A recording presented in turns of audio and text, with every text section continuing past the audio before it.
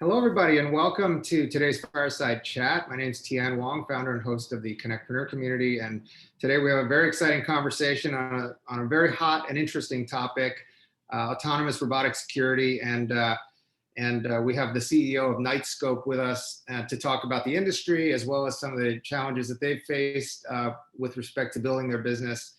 William Santana Li, is the founder of and CEO of Knightscope. Bill has spent 12 years with Ford Motor Company. I think his last job was heading up M&A, after which Bill then started a company which is now publicly traded called Greenleaf. He was a founder and COO. They are the second largest automotive recycler in the world. I think he rolled up a dozen companies or so. Bill has a bachelor's degree in electrical engineering from Carnegie Mellon, as well as an MBA from University of Detroit Mercy. The company has done amazingly well. They're a multiple-time CONNECTpreneur presenter alumni, as many of you know. They've been hustling for 8 years. They've got raised over $100 million, so I want to talk a little bit about that. They're currently raising capital in a very unique and interesting format. Shares are available to accredited and non-accredited investors, but Bill has 28,000 investors, and including 4 major strategic corporate investors.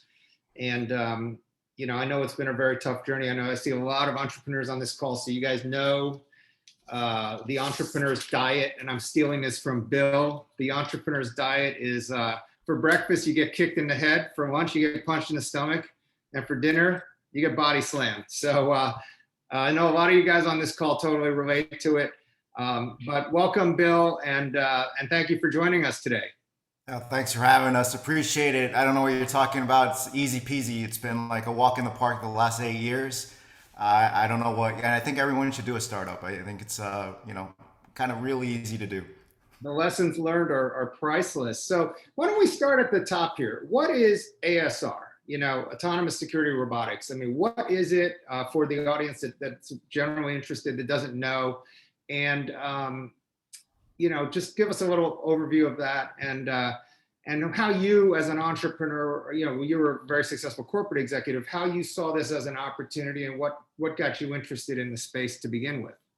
Sure, sure.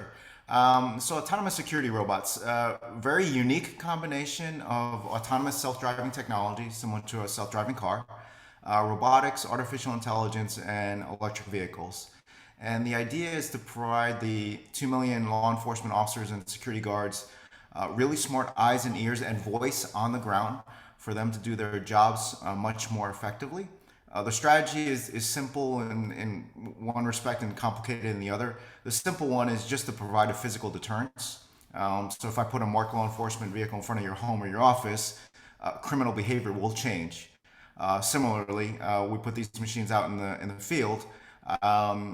People think twice about doing silly things because just being there, no different than you driving down the highway and seeing a cop car on the side of the road. I honestly don't think you even think about like how fast you're going or whatever. You're just gonna pump the brakes. It doesn't matter, right? It's just a psychological type of thing. The more complicated bit is these machines generate over 90 terabytes of data a year that no human would be able to ever process. So we put that in a digestible format, which we call the Knightscope Security Operations Center. It's a browser-based user interface and mobile app that the security professionals can then utilize for them, again, to do their jobs much, much more effectively. Regard to your second question, go ahead. Yeah. No, I wanted to hear about your sort of inspiration to get involved in the space. Yeah, the inspiration is twofold. On the professional track, Ford Motor Company was an awesome training ground.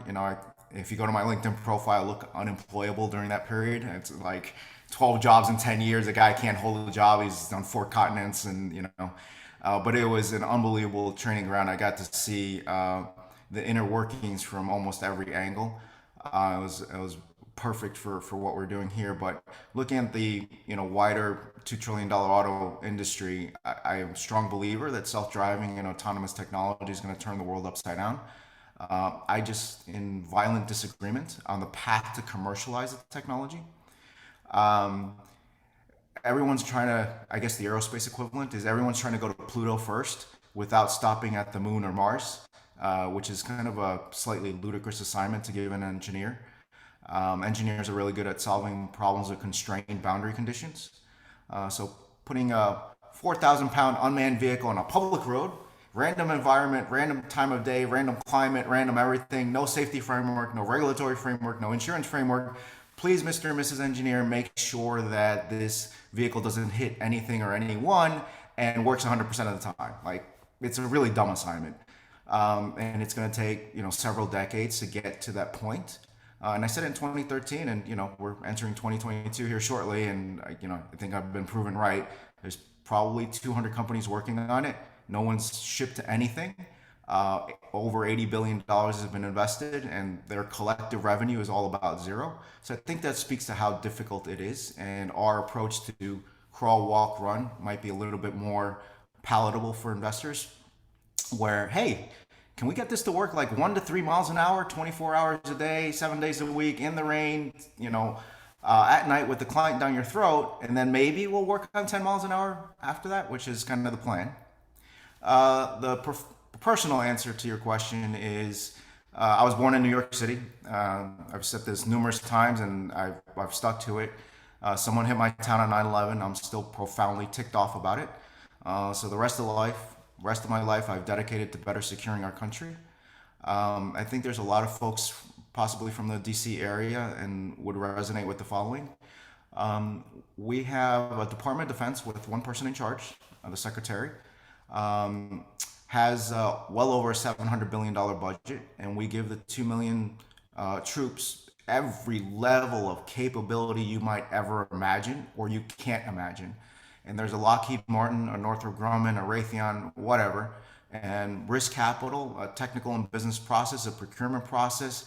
It costs a lot of money, it takes a lot of time, but the widget comes out at the other end, and we have one of the most powerful military complexes and capabilities on the planet. That is not true on our own soil. So the U.S. Department of Homeland Security and the U.S. Department of Justice have no federal jurisdiction over 19,000 law enforcement agencies and 8,000 private security firms. There's literally no one in charge. There is no risk capital. There's no innovation process. When someone shoots up a school or a movie theater, tell me who gets fired. Nobody. There's nobody accountable. And what drives me absolutely crazy is the first role of government is what? To protect its citizens. The country's over 200 years old. We're on our 46th president. Someone want to explain to me why crime has a $2 trillion negative economic impact on the U.S. every single year? It's a hidden tax we all pay in blood, tears, and treasure, but no one's kind of wanting to fix it. So that is the infuriating and invigorating opportunity where we have a slightly outlandish and crazy goal to see if we can make the U.S. the safest country in the world. So this is more of a personal drive, and that allows me to make long-term, multi-decade decisions as opposed to, hey, let's go, take the company public and I can go sit on the beach. Like, not interested. Right. Well, thank you for that. So, you guys have done a great job in 8 years. 8 years ago, you're a tremendous visionary. I mean, people didn't even, Tesla was a tiny company 8 years ago. And you've been able to incorporate a lot of different disparate technologies to create your solution, right? You've been able to integrate big data with vehicles, with gyroscopes, with batteries, with all kinds of technologies. My question is, what additional technology challenges do you feel will facilitate, or overcoming those challenges will facilitate rapid adoption of autonomous robotic security? And what regulatory hurdles are you guys facing in the U.S., if any? So I think there's a more positive way to kind of think about it is how would we go about addressing these issues over the next decade or two? I think we need to do basically two things. One is we need to get the machines to see, feel, hear, and smell and do 100 times more than a human could ever possibly do. So there's absolutely no technical reason why the machines can't learn to distinguish someone yelling help from a gunshot, from glass breaking, and localize that sound with a timestamp and know which direction it came from, right? There is no reason the machines can't learn what a weapon looks like and someone's brandishing a firearm in an area they're not supposed to, right? I think the other aspect to it is criminals and terrorists don't care that, oh, you secure hospitals and you secure casinos and we're focused on this sector or that sector. Like if you're serious about the mission, you need to kind of be everywhere. And if you're going to be everywhere, you're going to need extra small, small, medium, large, extra large, extra large versions of the machines, both indoors and outdoors, to be basically everywhere if you're serious about the mission. And that's what I think the next couple of decades are going to hold for us, is a very deep approach to the technology in terms of capabilities, and then a wide breadth, a portfolio of different form factors. Yeah, that makes sense. Different sizes, different form factors, indoor, outdoor, different applications. How has the public reacted to the presence of robots, right? We've got political issues, we've got policy issues. And I guess it's depending, right? If you're in a bank and they see it, they probably feel good, but if they're on the playground, maybe they have a different feeling. But what are the politicians doing about this? I'm thinking more in terms of, we've had a lot of issues last year, unfortunately, with police issues and a big backlash. I mean, is there a role for autonomous robots in law enforcement in that way? And how's the public react? Let me dovetail. I want to make sure I'm thorough here and finish the question on the regulatory side of things. So we haven't had much regulation. This is uncharted territory. No one's ever in all the history of mankind done this before. Could there be regulations? Sure. Should we be part of that discussion? Absolutely. But probably I don't want to say hurdle, it's a requirement. The nightmare that we're going through right now is a 2-year U.S. federal government cybersecurity approval process, which is bloody expensive and bloody painful. But we're halfway through, and I'm crossing fingers that by the end of 22 we'll have an authority to operate, so that we've cleared that cybersecurity hurdle.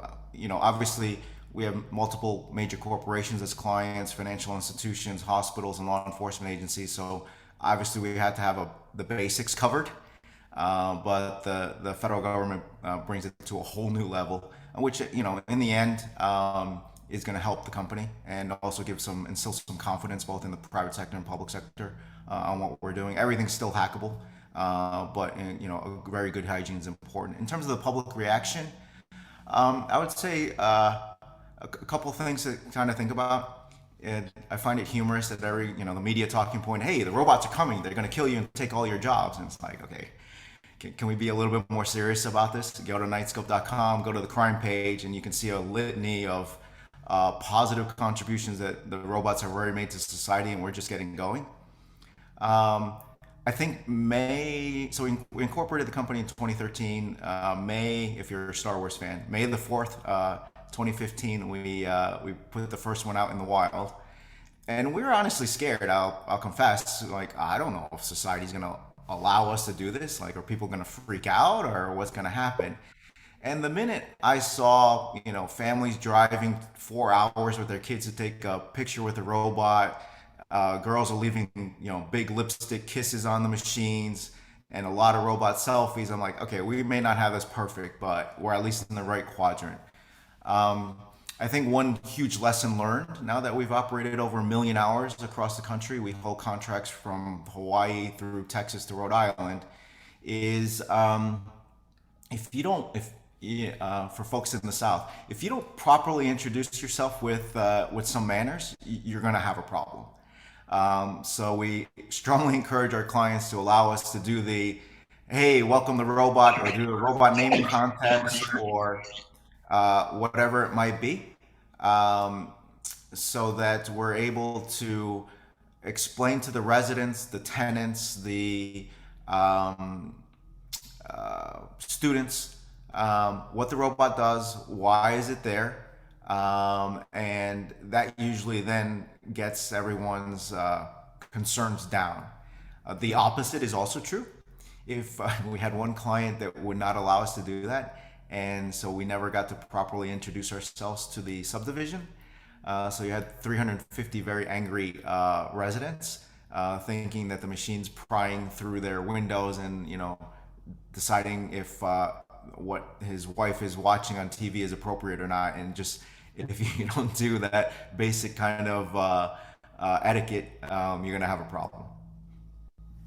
Yeah, I see we have a lot of questions. We'll get to them in about 3 minutes. I just have one additional question regarding your capitalization, your financing. You've raised $100 million from 28,000 investors. I'm really curious to know how you've done that. And also, if you're putting $100 million into research and development, you obviously, this doing a security robot is obviously a very complex situation, as most people can imagine. So, how much are you raising, and what is going to be the purpose of the funds? But I really am curious about the first part of my question, which is how did you get to 100 million with so many investors? Super easy. Just put up a website, download the money from the cloud. I mean, like, it should just be, no, all kidding aside. I mean, to put things in context, the level of difficulty technically what we're trying to do is in at least in the same quadrant as SpaceX and Tesla. What we're doing is extremely difficult. This might raise some eyebrows, but $100 million, relatively speaking, is not a lot of money. Like when I was when I was in Detroit, joking aside, like I literally would lose $1 billion in rounding, and that's not necessarily in the real world. In the real world, $1 billion, yeah, it's a little bit more the right sizing of capital needed to do this. It's been painful, the capital formation process for this, but as I stated in the beginning, I'm determined to get this done. So for the founders and entrepreneurs in there, don't ever let someone tell you no. If you know down to the bone that you're right, you're just going to have to force the transaction. And fortunately, the federal government had changed the rules on how you are able to raise capital. So crudely speaking, it allows a private company to do a public offering and remain private, as crazy as that might sound. So we're able to generally solicit from accredited and unaccredited investors. There's a bunch of regulatory requirements that come along with that, which in the negative sense ends up us having to report to the SEC as if we're publicly traded, but the stock is not yet on an exchange. So we're a little bit in purgatory. So I'm wanting to get the company out of that purgatory. But I have a lot of larger institutional investors, kind of ask questions like, oh my goodness, 28,000 investors. They must be driving you crazy. How do you deal with these people? And in a very condescending tone, and I take great offense. One, do you have any idea who's on our cap table? These are judges, lawyers, politicians, NYPD detectives, FBI, CIA, DHS, veterans, technologists, patriots from every walk of life, all across the country. And if, again, you're serious about the mission, is we're going to change how we fight crime in the US and how we fight terrorism, you are not going to do that with 4 institutional investors in some ivory tower somewhere. You're going to literally have to run the equivalent of a political campaign across the entire nation to get folks to kind of change. By doing that, we have a great start with 28,000 ambassadors that have a financial motivation and a personal one to make sure that Knightscope is successful over the long term. And for all those folks, we're eternally grateful, because without them, we couldn't have built what we have done so far. Great, thank you for that. And I know you guys had your pod at the Reagan Center here in DC recently, and you're coming back to town, so please let us know. We have a lot of folks on the call today from the DC region. I think we have a lot of questions, so just we will have Skylar moderate the questions. If you have additional questions, just put them into the chat. We'll try to organize them as such. We are slated to go for another 35 minutes, but if things are going hot and heavy, we can keep it going. We are recording this call, so we will share the link. If it's a lot of questions, I'll do the FedEx version. We'll do the Twitter replies, and I'll be a little bit more succinct Okay. if you like. Excellent. No, thank you. I see we have Fire away. On the call, a lot of entrepreneurs, a lot of smart people. So Sky, why don't you go ahead and lead the way here with questions? Yeah, definitely. Okay, so we'll get started. So the first question is, are you seeing an uptick in interest in the products via roadshow and crime headlines in many states? Yes. And I spent 2 days virtually in the pod. at the Ronald Reagan building in DC the last couple of days, and it is absolutely awesome. Very bullish long term for working with the U.S. federal government and a variety of agencies. It will take time, so this is not an overnight type of thing. But you just kind of think about it. Everyone's like, "Oh, DoD, you're going to put these on the battlefield?" Absolutely not. What we're doing here is making sure we can provide the appropriate monitoring. So perhaps surveilling a military base and important assets to help the military police is certainly an opportunity. But now start thinking about like, hey, I wonder who secures all the federal courthouses? Who secures all the warehouses for FEMA? Um, there are 10,000 federal buildings and 15,000 Federal Protective Service officers and guards. I wonder if they might need some better tools for them to do their jobs more effectively. Hey, who secures NASA? You know, you start going through this massive bit. Someone quoted me some crazy number like it's 44,000 physical security contracts worth, 14 or 16 billion dollars. And I think if you would have asked me 8 years ago, would the entire nation be focused on reimagining public safety, I would have said you're science fiction, not going to happen. But here we are. This will take time, but yes, the roadshow we're excited and going to continue. It's at a undisclosed location today in Virginia, but after the holidays, we'll be hitting the southeast for the continued roadshow. Okay. Next question is, what are some of the robot expansion capabilities as they are just more than a roaming camera? That's usually a misconception. So yes, they do have 360-degree eye level, high definition streaming and recorded video. But you also have an opportunity to read 1,200 license plates a minute, run facial recognition. You can treat your mobile device as if it's a license plate. So within almost 500 feet of the machine can detect certain MAC addresses. The officers can speak through the machines as if it's a mobile PA system. You can run a thermal scan of the environment, and that's just the beginning.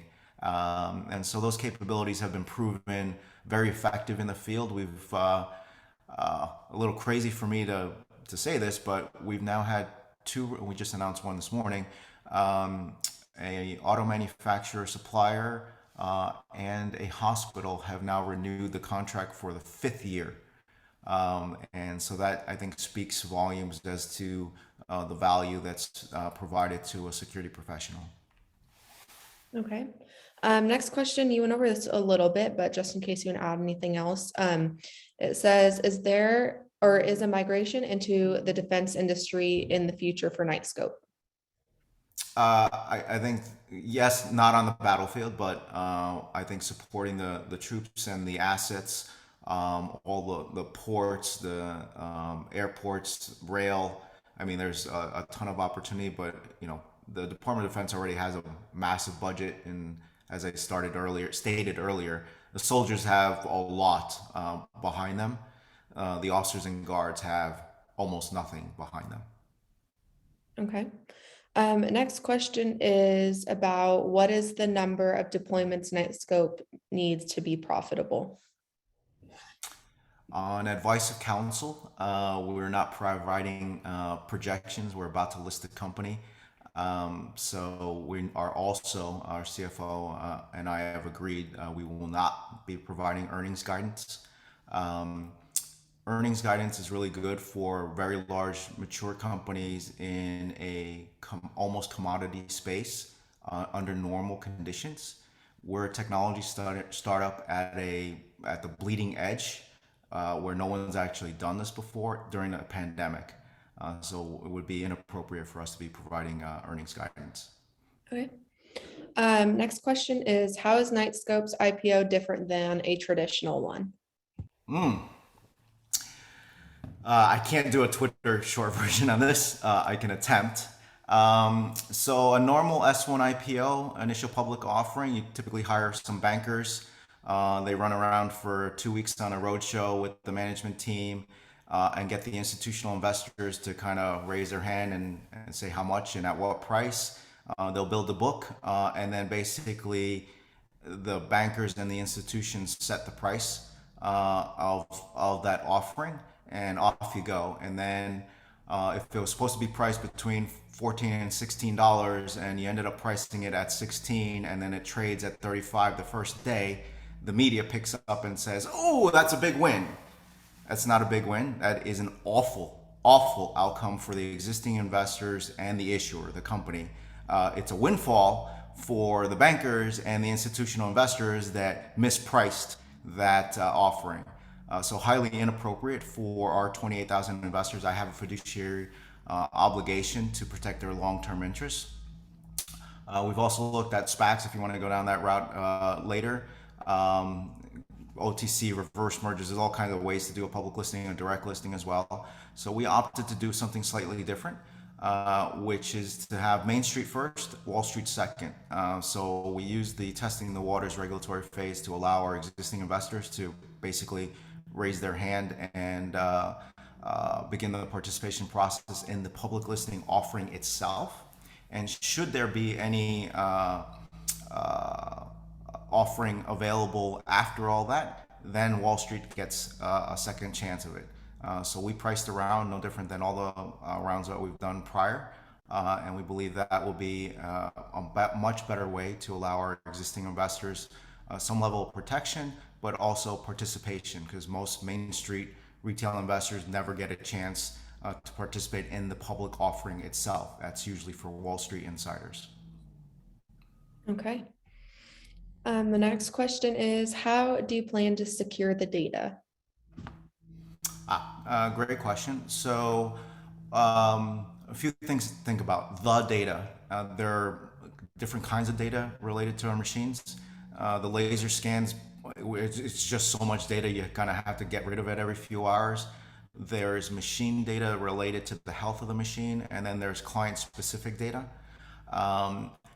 Machines carry 15 to 30 days of data on the machine, unless you told us to send it up to the cloud for a particular BOLO or be on the lookout kind of alert. Everything's encrypted. Obviously, everything's hackable too, but we have a good level of encryption that has passed muster with our existing clients and our incoming clients.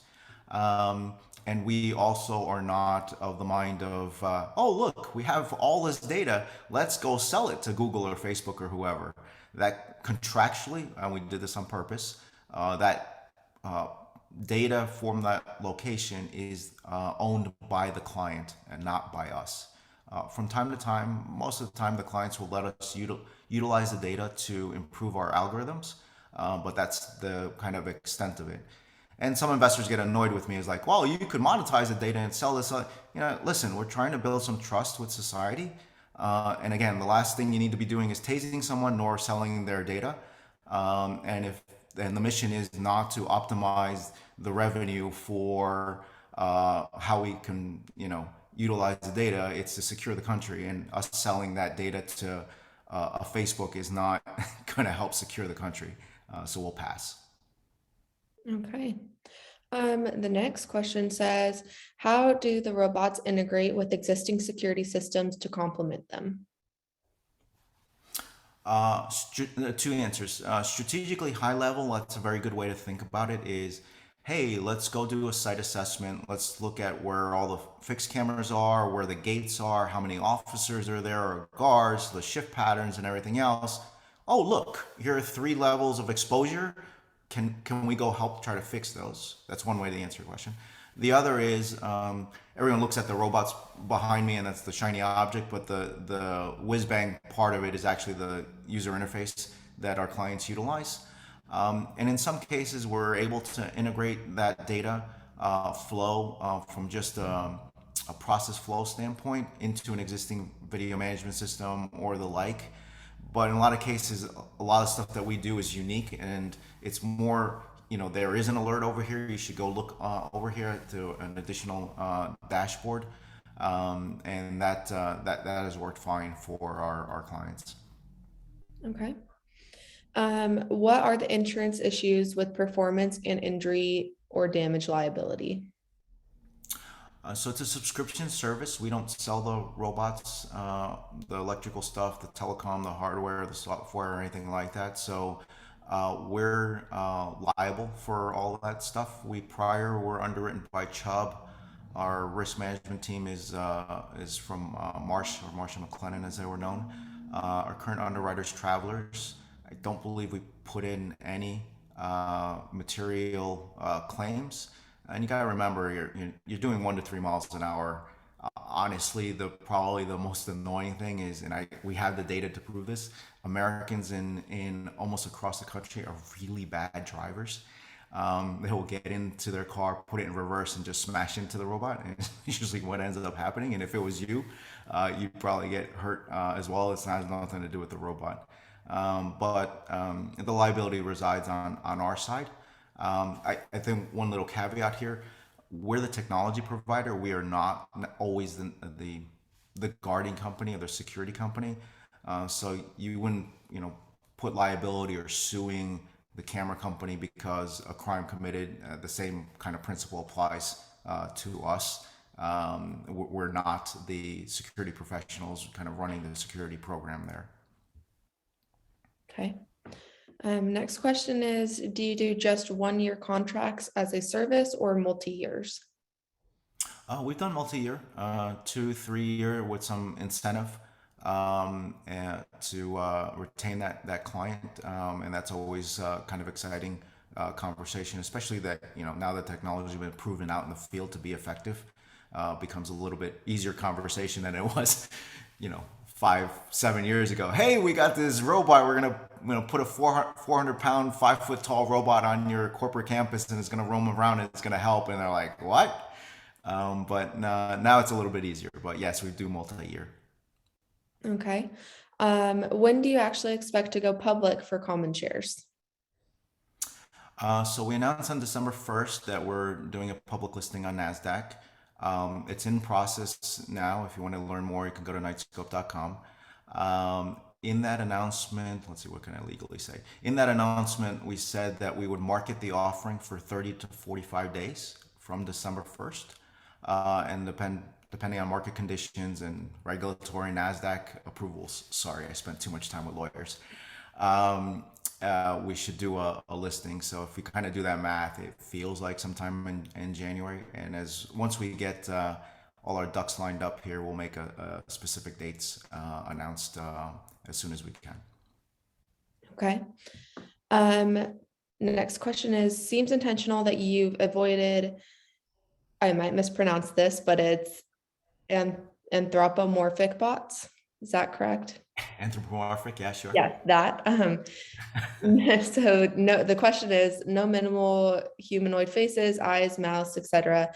Is that true that you can speak about our general discomfort with humanoid uncanny valley issues?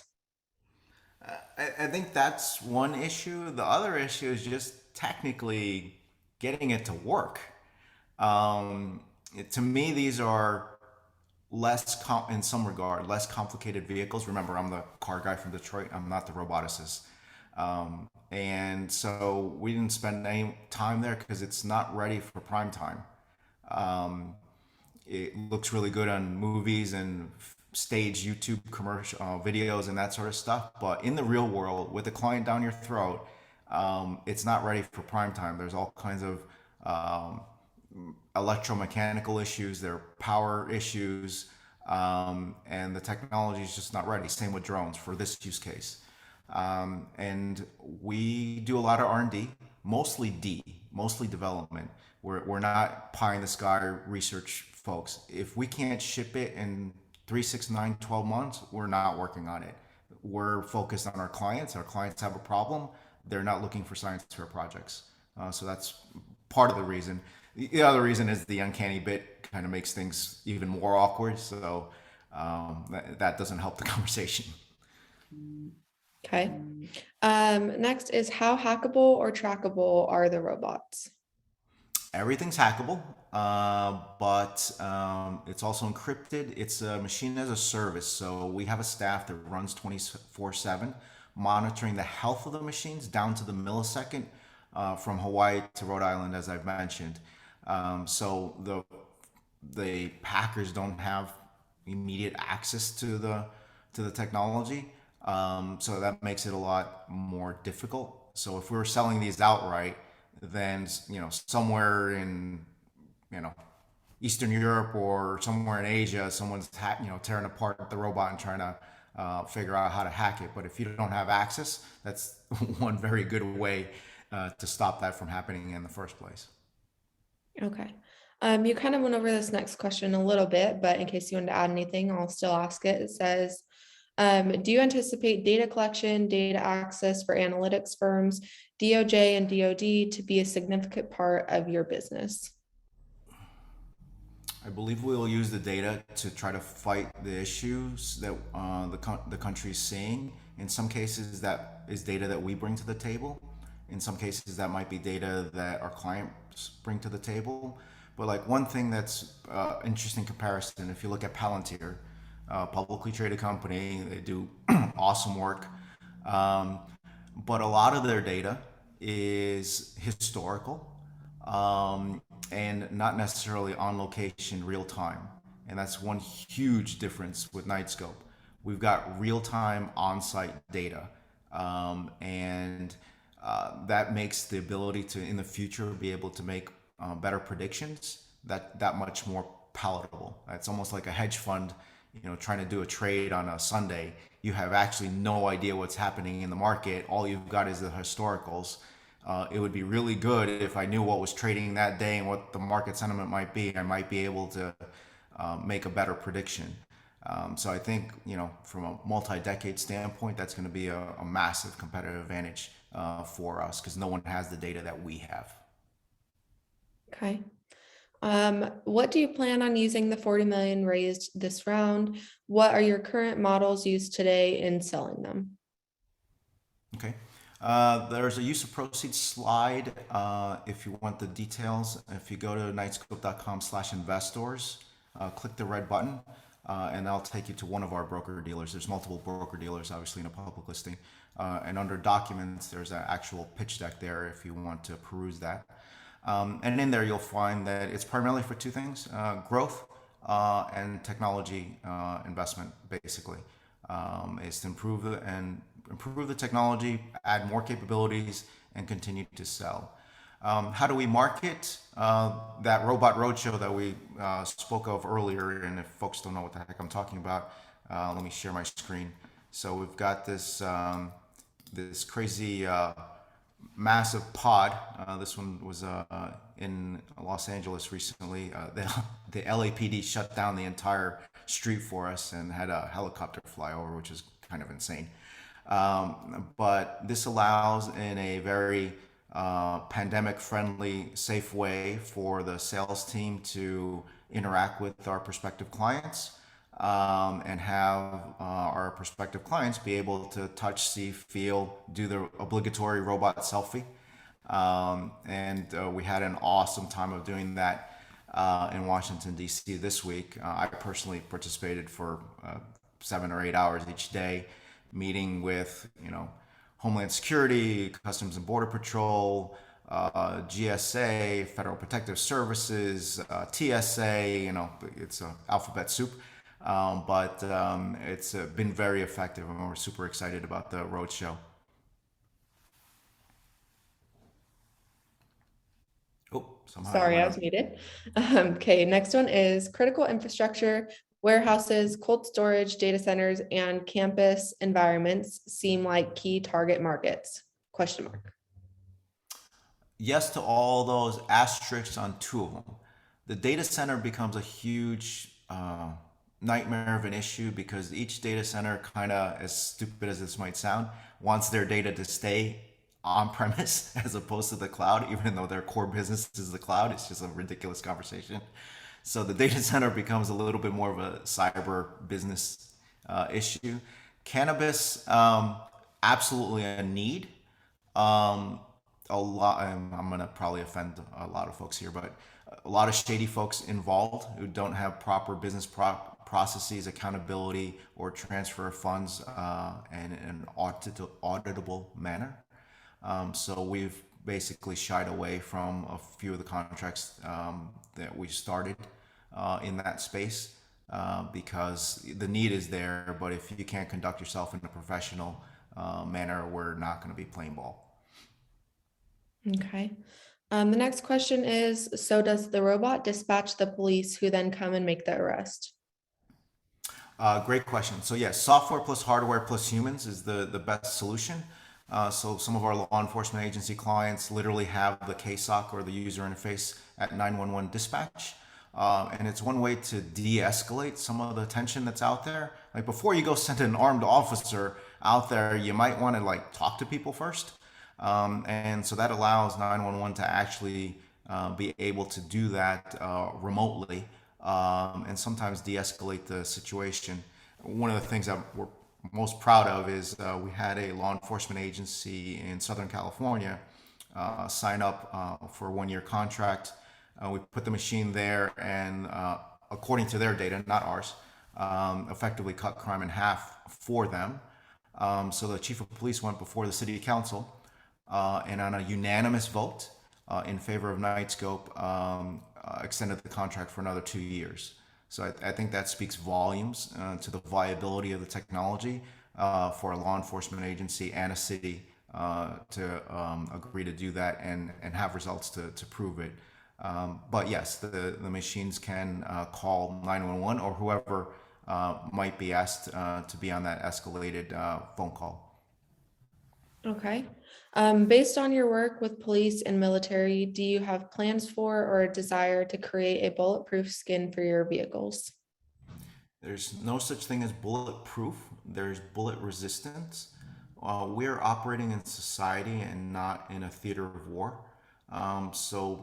You know, as much as it does unfortunately happen across the U.S., it's probably more thoughtful for us to spend the time not hardening and adding the weight and cost associated with trying to do something bullet resistant.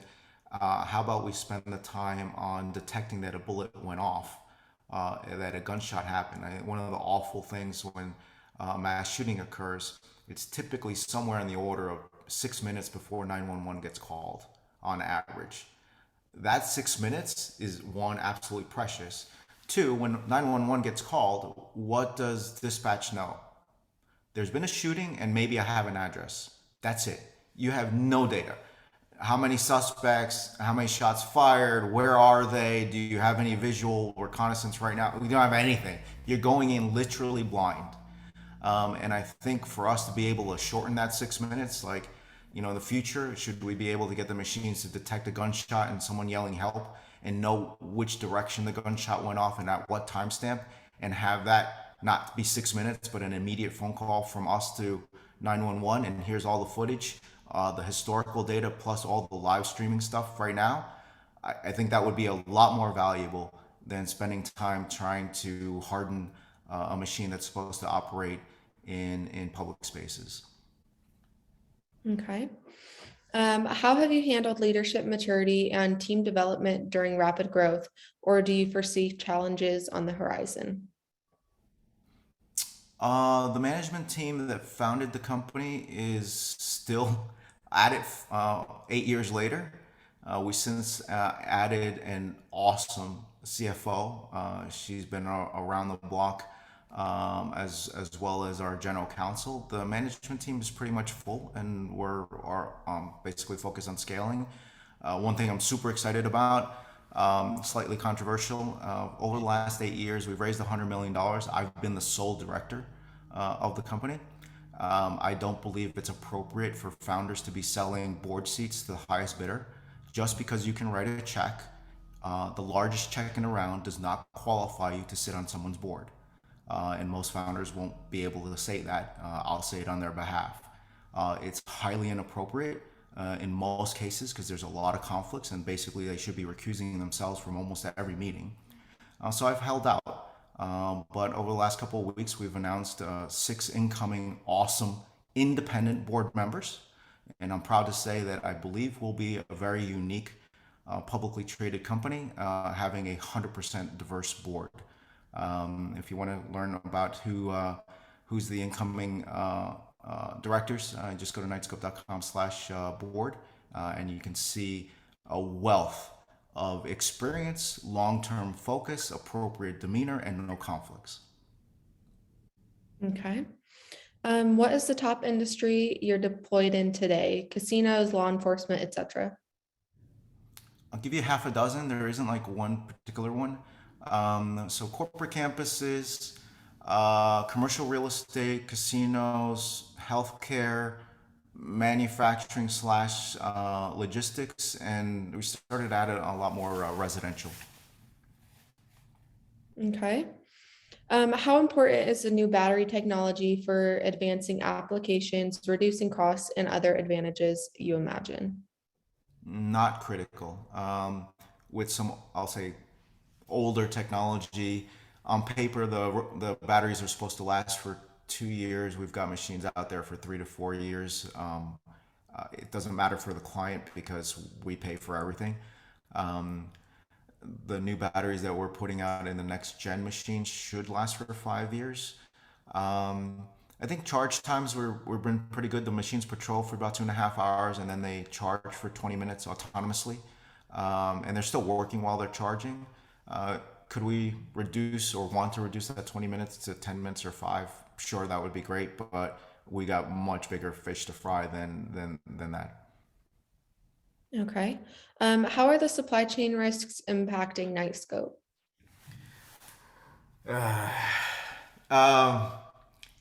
Frustrating, but like any good entrepreneur, you gotta it's a problem, you just gotta deal with it. I'll give you two kind of pieces of info. One was very frustrating discussion with our outside legal counsel, corporate counsel, and securities counsel, and our underwriter, and everybody else is like, hey, can you define exactly how delayed you are because of the supply chain? I'm like, you can't do that. It's literally a misrepresentation of what's happening. And finally, I had to give them an example. Like, we have one key supplier who we put in an order for 100 widgets, and they quoted us 99 weeks. 2 weeks later, they quote us 46 weeks. 4 weeks later, half of the shipment shows up. And then 2 weeks ago or 3 weeks ago, the rest of the shipment showed up. Like, you can't kind of predict this stuff. So what's an entrepreneur to do? You design the part out, you design the supplier out, you find brokers worldwide to find you the stuff that you need. You pay a premium if needed. You buy ahead. And there's a bunch of tactical stuff that we're having to do to kind of continue operations. Not helpful, kind of messy, but we're working through it. All right. Risks or protocols in place for kidnapping a robot or destruction of one in the field? Typically a felony in all 50 states. We have all the data to prosecute to the fullest extent of the law. We have and will continue to do so. We've put about a half a dozen people in jail, and people start realizing like, hey, I probably shouldn't shoot at the police car, and I probably shouldn't knock over the law enforcement motorcycle. Like, you probably shouldn't mess with the security robot. And enough people spend time behind bars, they'll start realizing like maybe they shouldn't do that. Okay. Does the robot ask for help by sending messages or signals when it is being attacked for destruction? Yes. Okay. What are your thoughts of a possibility that CCTV cameras may double up like your devices, therefore miniaturized devices can be deployed all over? There are a million guards, million officers. There's 70 million cameras in the U.S. A camera is not going to provide a physical deterrence, nor do any of the massive amount of list of stuff that we already do and plan to do. It can be helpful in some circumstances to combine those as opposed to in lieu of. And yeah, sure, as I mentioned, we might end up with some extra small or extra small versions of what we utilize so we can be basically everywhere. Okay. Has Knightscope explored partnerships with other companies in the GovTech space, thinking of ShotSpotter and similar tech? Speaking in generalities, we have explored different opportunities. In some cases, it's a bad timing. Some cases, Good timing for us, not good timing for them. Some cases, a lot of people like to pair up startups with startups. Not a good idea. You're adding a lot of execution risk. We will continue to explore. I think one of the things that I'm interested in, as well as my CFO, is back at Ford Motor Company, I bought 22 companies in 11 months. One of the really cool possible things, no promises, is once you're in the public markets, you might have a currency to be a little bit more acquisitive. And so I think those conversations would be a bit different as opposed to partnering. Okay. Your thoughts on workforce development related to training and using robotics in general?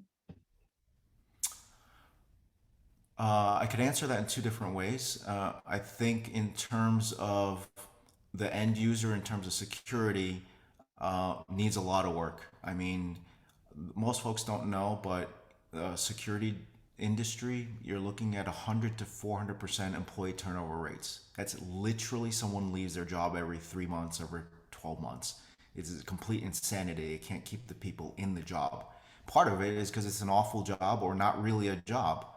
And I think if you're able to quote unquote promote a security guard, and now she has seven robots reporting to her, and she actually has capabilities and tools for her to do her job more effectively, then that is a different kind of workforce development. Not a popular thing for people to say, but the country doesn't have enough officers and guards. You cannot. So there's 2 million folks, as I mentioned. They're running 24/7. You can't triple shift a human. So at any given time in the U.S., there's only 500,000 people trying to secure 328 million Americans across 50 states. The level of ridiculousness is beyond me. So I think that's one aspect. I think a different aspect would be in terms of recruiting. There's just not enough roboticists. There's not enough engineers, not just in the U.S., just globally. And hopefully, we can inspire a lot of folks to kind of continue that development. As I think everyone knows, robotics is going to have a huge impact on society over the coming years. But two huge fallacies in that notion is, one, there's not enough robotics engineers, and two, there's not enough capital going into the space. Like, it's almost literally a rounding error. So if you don't have people and you don't have cash, like, the world, in my opinion, revolves around people, cash, and relationships. Like, if you don't have two of them missing, like, this is not going to happen. Okay. 3 more questions and then we can wrap it up for some final remarks. But the next one is, have you considered working with commercial project developers or multi-site properties to offer your solution as a value added?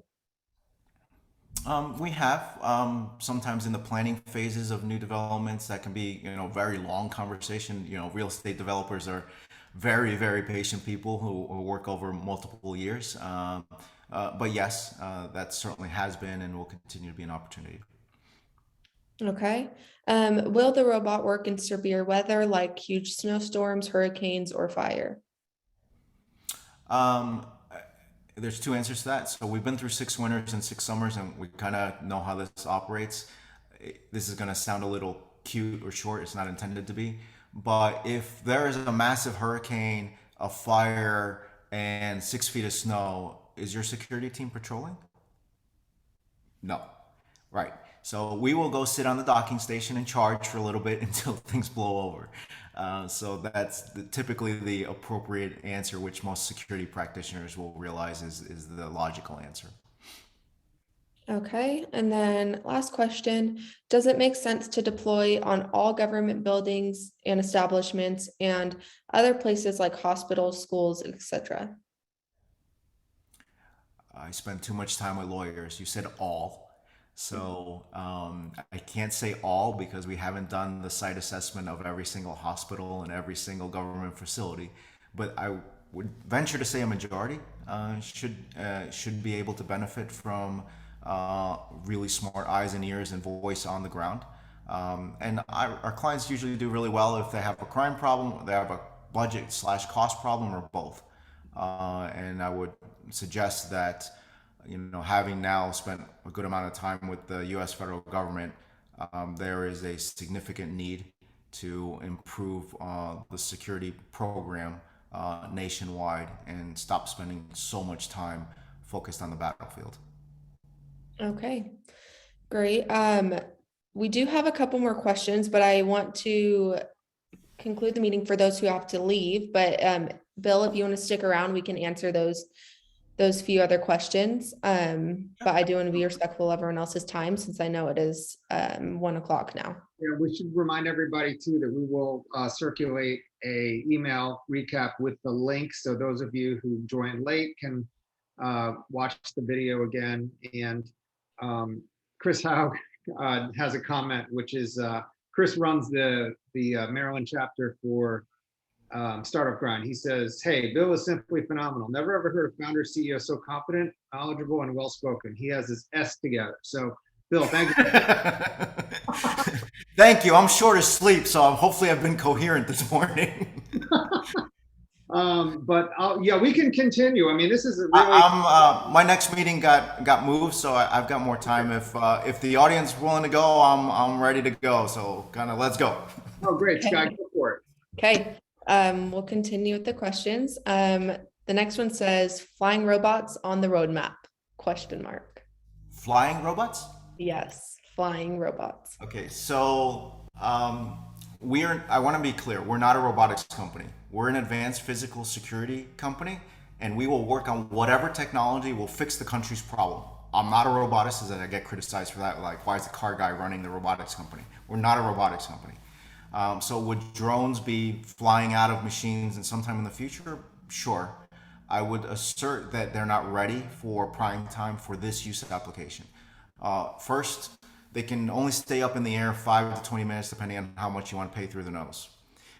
Because of that lack of energy, you can't put much of a sensor payload on there other than a camera or maybe a thermal camera, much less the compute capability needed at the edge.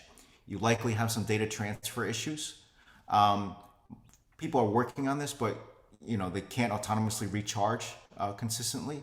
And oh, by the way, in most cases, it's illegal to fly. But other than that, all good to go.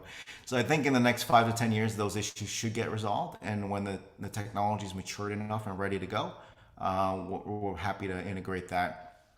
The exciting one for me would be just think about 10 years from now. I don't know if it's 10, but machine heard the gunshot. Opened the tray, the drone flew out and got you the hour-long of aerial reconnaissance that you needed to provide to the law enforcement agency that we just spoke of earlier of, hey, here's the 3 shooters, here are the license plates, and here's live footage, aerial, on the ground, and inside the building. That would be super helpful. Okay. Did the law enforcement ask you to provide scientific tested data before signing the contract? No. The problem in almost first of all, scientific, you can't build this stuff in a laboratory, right? Both from a technology standpoint or societal acceptance. Unless you physically do it, you are not going to be able to do this. So that's the first answer. I think they, created their own data from the success, but they had a genuine problem. There's a large park that the city had built, is 24/7, needing security 24/7. They didn't have 2 officers available to go patrol that area, and it's not 2; it's actually 8. Right? If you want to run 24/7, you need 8 officers. So they didn't have 8 people just sitting around okay, so let's go hire Knightscope and see if they can help. And it worked out perfectly, right? The community is oh, it says police on the side of it. If you mess with it, you get thrown in jail. They're actually patrolling remotely and can be very, very cost efficient. One thing we didn't cover here, an off-duty law enforcement officer, to put things in perspective, plus or minus, varies widely across the country, armed is around $85 an hour, plus or minus. An unarmed guard, depending on what you want him or her to do, is $15 to $35 an hour. Our machines go out in a machine as a service business model at an effective price of $3 to $9 an hour.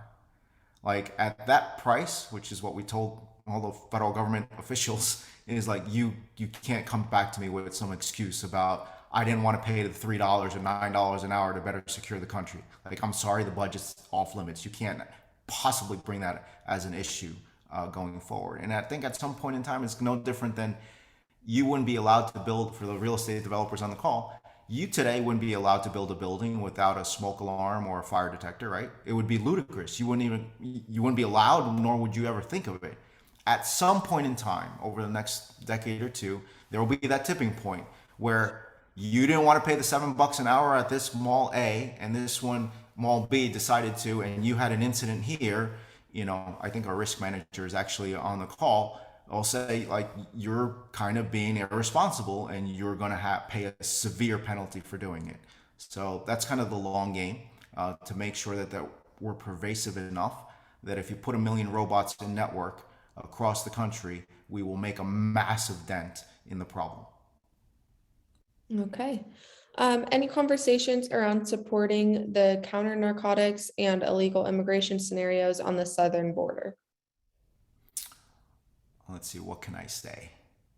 I can't comment thoroughly. We've had very robust discussions with Customs and Border Patrol. Okay.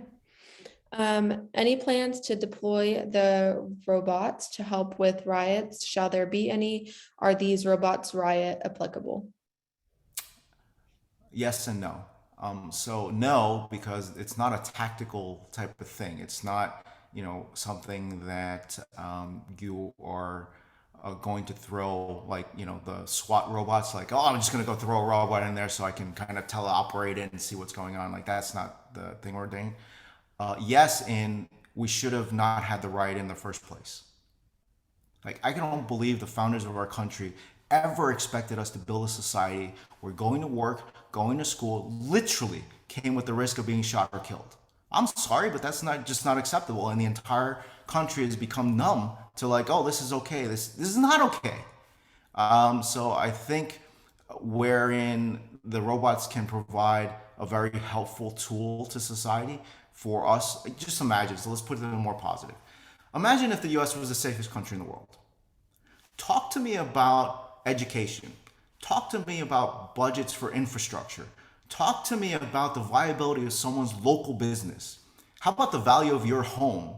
How about insurance rates? Like, you would literally change everything for everyone.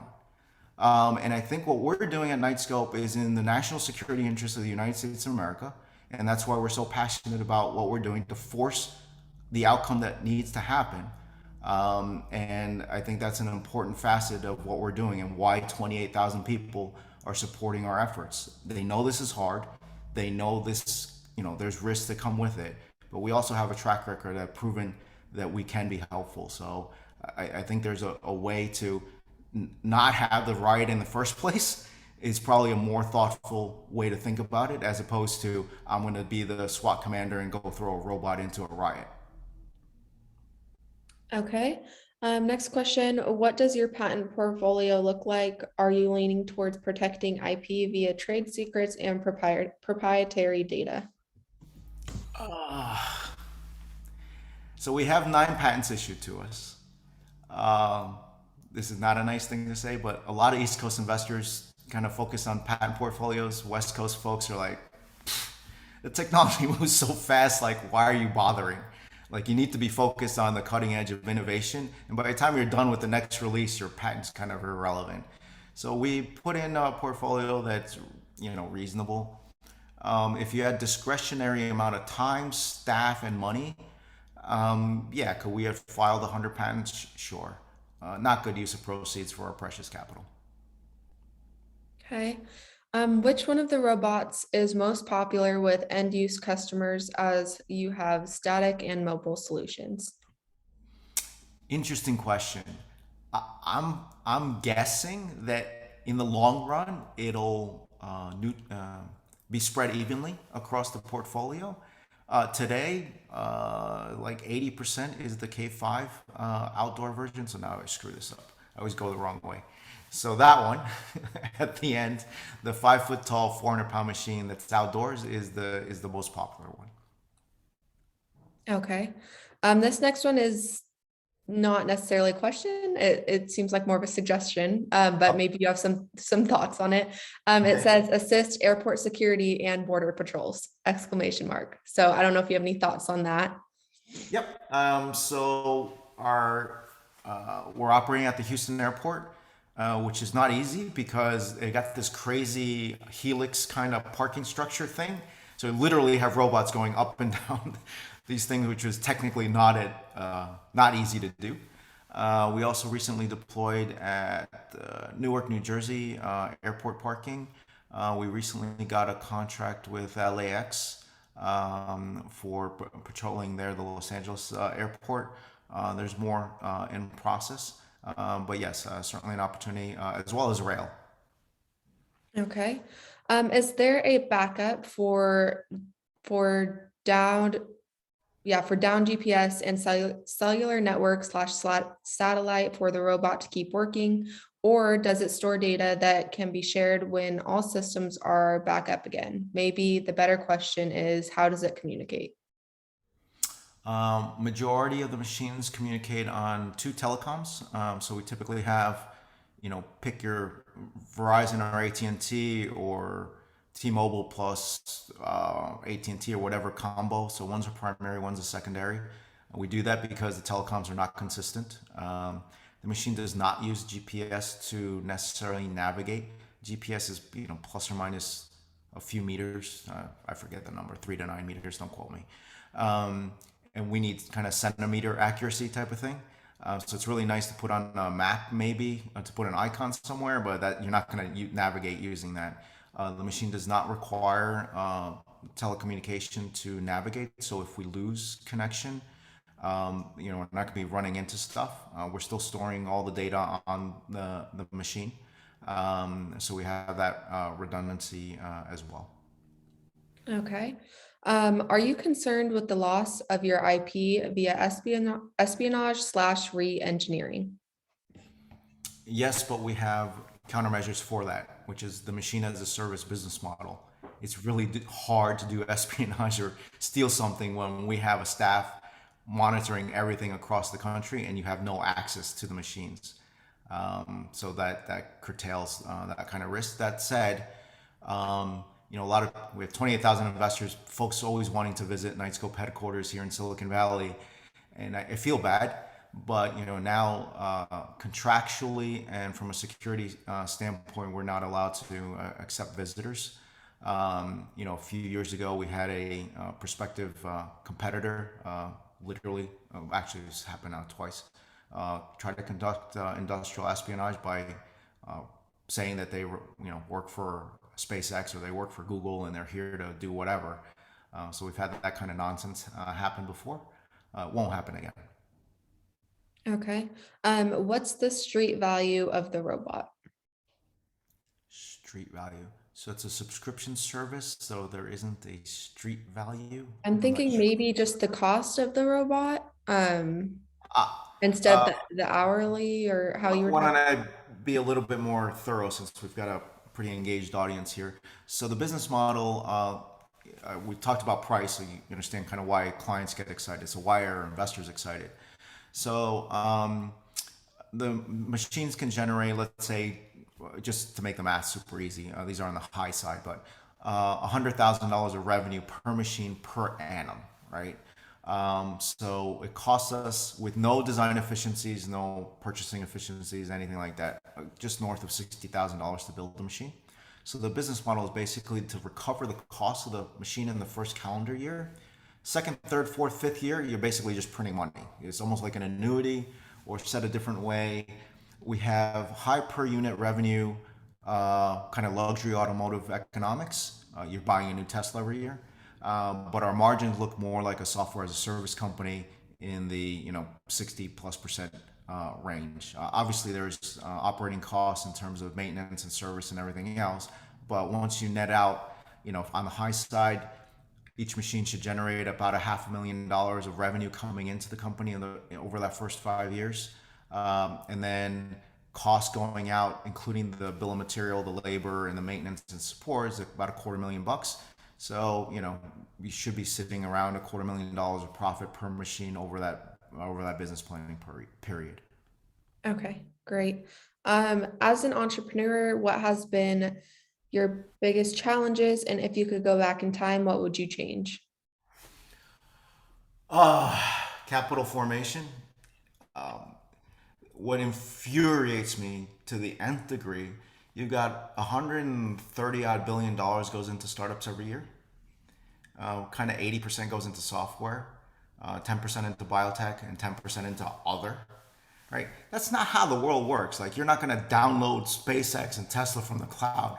It's a kind of ridiculous type of thing. But all these financiers are genius about, let's go disrupt the medical industry. Let's go disrupt the financial networks. Let's go disrupt education. Let's go disrupt everything. But do not mess with the fundraising process. I need my 2 and 20 from my LPs, and that's all we were going to talk about. And it's like, you can't re-engineer the financing process so solid entrepreneurs can not spend and have to do ridiculous things to get their companies funded, especially if they're in the national interest of the country. And on top of that, like, why can't you do a rinse and a repeat on, Elon Musk is controversial, but he's got results to show for it, right?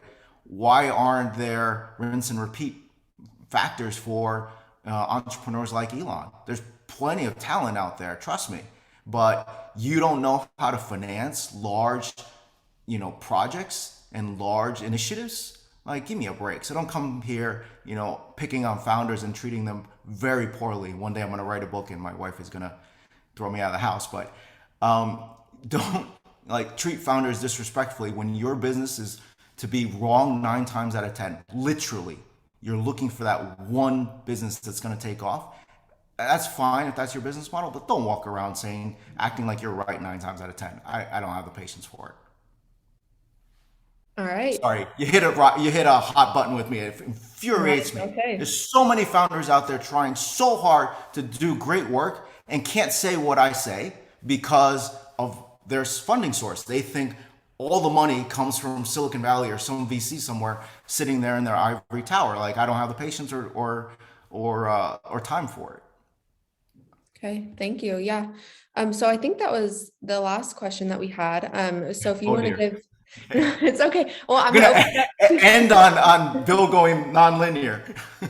That's okay. I'm gonna open it up for any closing remarks you might have, and then we'll turn it over to Tien. But don't worry, you're getting comments in the chat like, great point, love your passion. So no worries there. But if you have any closing remarks you'd like to make, and then we'll turn the time over to Tien to close I'm just grateful to you and Tien for hosting this, and for everyone taking time out of your busy schedules. I know everyone's also zoomed out with all this pandemic stuff, so wish we could do this in person.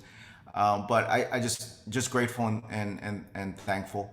We're at a time when the nation needs a change, and if we're going to do this, we're going to all have to band together to provide the right set of circumstances for a very unique technology to succeed.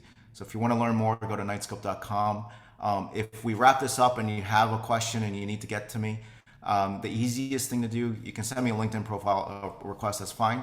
But if you go to Knightscope.com/investors, the little blue button at the bottom right is not customer service. That is literally me answering questions 7 a.m. to 7 p.m. Pacific, 7 days a week. It's not a bot. I may not get to you in 7 minutes or what have you. But if you do leave your email there, if I don't respond immediately, I might be on a call like this.